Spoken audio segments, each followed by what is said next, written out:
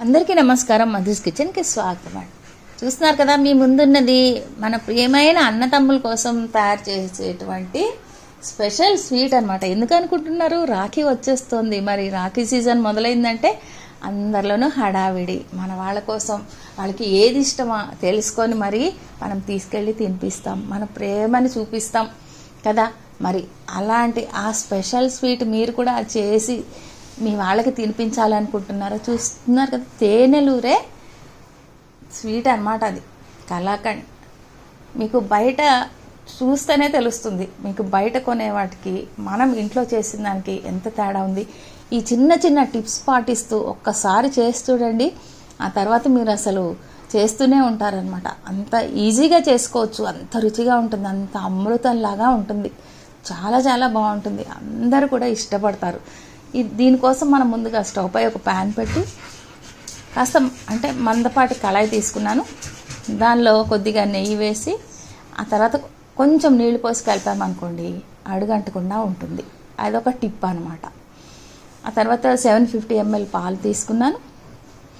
ఈ పాలను మీడియం ఫ్లేమ్లో పెట్టి మరిగించాలి. ఒక 150 grams చక్కెర మాత్రమే వేసాను ఇందులో. సో ఈ చక్కెర పాలు బాగా కలిపి మంచిగా మరుగుతూ ఉండాలి, పొంగకుండా చూసుకోండి.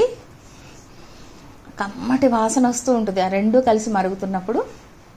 అయితే మనం ఈ పాలు సగం అయ్యేదాకా ఇలా కలుపుతూ మరిగించుకోవాలి.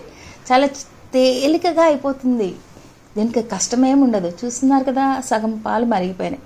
ఇప్పుడు ఒక అరచెక్క నిమ్మరసం తీసుకొని దానిలోకి ఒక 2 స్పూన్ల నీళ్లు కలిపి ఆ నీటిని అందులో ఇట్లా చిలకరించినట్టుగా కొద్ది కొద్దిగా ఒక 2 చుక్కలు వేయాలి.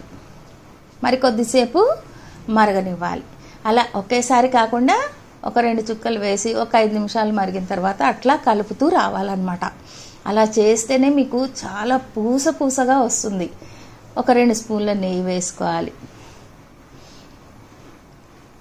కొద్ది కొద్దిగా వేసుకుంటూ వస్తే మనకి తెలుస్తూ ఉంటుంది, అది దగ్గరకు అవుతున్నప్పుడు అంతా కూడా మనకి చక్కగా అది పూసలుగా అవ్వడం అనేది మనకి బాగా కనిపిస్తూ ఉంటుంది అన్నమాట. మరొక 2 స్పూన్ల నెయ్యి వేసి ఇప్పుడు కొంచెం ఫ్లేమ్ తగ్గించుకొని కలుపుతూ ఉండాలి. ఈలోపు మనం ఇది దేనిలోకి వేద్దాం అనుకుంటున్నామో దానికి కూడా నెయ్యి రాసి ఏదైనా బటర్ పేపర్ కానీ ఏదైనా ఒక పేపర్ వేసి రెడీ కూడా పెట్టుకుంటే బాగుంటుంది. సో బాగా చిక్కబడిపోయింది. ఇప్పుడు కళాయికి అంటుకోకుండా సపరేట్ అవుతుంది, గమనిస్తున్నారు కదా మీరు. చూస్తున్నారు కదా, పూసగా అయ్యింది, సపరేట్ అవుతుంది. అవునా? ఇప్పుడు స్టవ్ ఆఫ్ చేసేసుకొని మనం దేనిలో అయితే వేద్దాం అనుకుంటున్నామో దాన్ని రెడీ పెట్టుకొని పక్కన పెట్టుకున్నాం కదా. ఇప్పుడు దీన్ని తీసుకొచ్చి దానిలో వేసేసేయండి. చూస్తున్నారు కదా, చూస్తూనే మనం ఎంతో తేనెలూరే కలాకండ్ని రెడీ చేసేసాం. అసలు ఎంత బాగుంది అనుకున్నారు? అసలు అందరికీ నచ్చింది, అంత బాగుంది. అసలు కంపారిజన్ వేరే స్వీట్కి దీనికి అసలు చెప్పొద్దు అనమాట. బయట నుంచి తెచ్చే వాటికి మనం స్వహస్తాలతో మనం చేసినప్పుడు అందులో మన ప్రేమ, మన ఆత్మీయత ఇవన్నీ కలిసి ఉంటాయి. అందుకే అది ఎప్పుడు కూడా చాలా రుచిగా ఉంటుంది. మనం చేసేటప్పుడు మన వాళ్ళని మనసులో వాళ్ళ కోసం చేస్తున్నాము అనే భావనతో చేస్తాం కాబట్టి ఆ స్వీట్కి అంత రుచి వస్తుందని నేను అనుకుంటున్నాను. కాస్త గట్టిపడింది కదా, ఇప్పుడు మనం దీన్ని దానిలోంచి బయటకు తీసేయాలి. కొద్దిగా ఎడ్జెస్లు ఏమన్నా అంటుకుందేమో అని అట్లా చేశాను.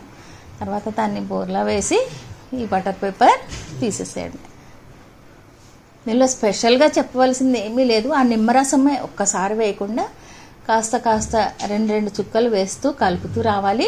2 స్పూన్ల నెయ్యి వేసుకుంటూ కలుపుతూ రావాలి. చూసారు కదా మీరు కూడా, ఎంత అసలు ఇట్లా తుంచుతుంటే కూడా అంత బాగుందనమాట, అంత స్మూత్గా, అసలు ఎంత ఫ్రెష్గా. అసలు మరి ఇలాంటి స్వీటే కదా మన వాళ్ళకి మనం దగ్గరుండి తినిపించవలసింది. రాఖీ పండుగ లైక్ చేసి సపోర్ట్ చేయండి. Thank you for watching.